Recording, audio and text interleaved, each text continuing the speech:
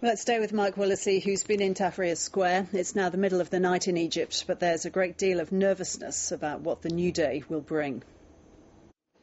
Well, basically, we've seen a lot of protesters stream out of the square. We were there when that speech of Hosni Mubarak's was delivered over a big screen in the square, and I can tell you there was you could hear a pin drop because people had thought that this was the sign that Hosni Mubarak was finally going to quit. He was going to leave. So before his speech, there was a party atmosphere.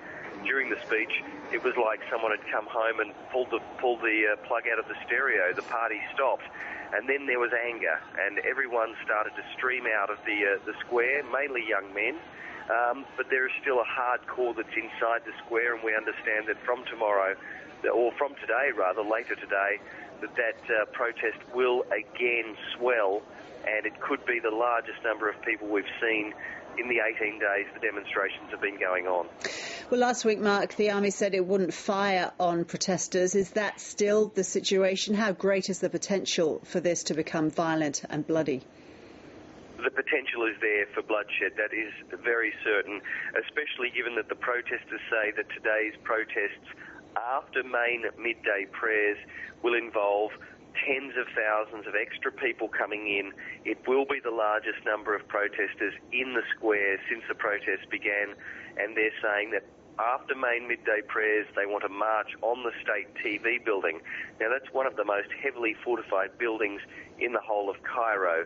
So if that happens, the army's going to have to make a choice. It's going to be forced to make a choice, whether it backs the government and it sees this as a coup d'etat and opens fire, or whether it says, look, this is a legitimate protest, the people are allowed here, and they withhold their fire. If that happens, that will put more pressure on Hosni Mubarak, and it may mean that the army switches against him, although after today, no one can read what the military is doing. It's almost impossible. You mentioned the state TV building there, Mark. The media within Egypt seems to be playing a more active role. Could that change things? It could. One of the things that Hosni Mubarak has promised to do in terms of concessions to the protesters is to open up the press to more freedom for the state media to be able to write what they want to write.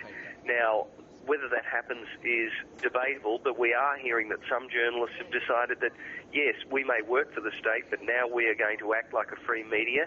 But it has to be said that the state television is still very important to the regime. It's the propaganda mouthpiece of the regime. That's one thing that Mubarak's regime is looking to protect, and if the protesters go near there, then that could be the flashpoint for violence tomorrow. Mark, thank you. Thanks, Ros.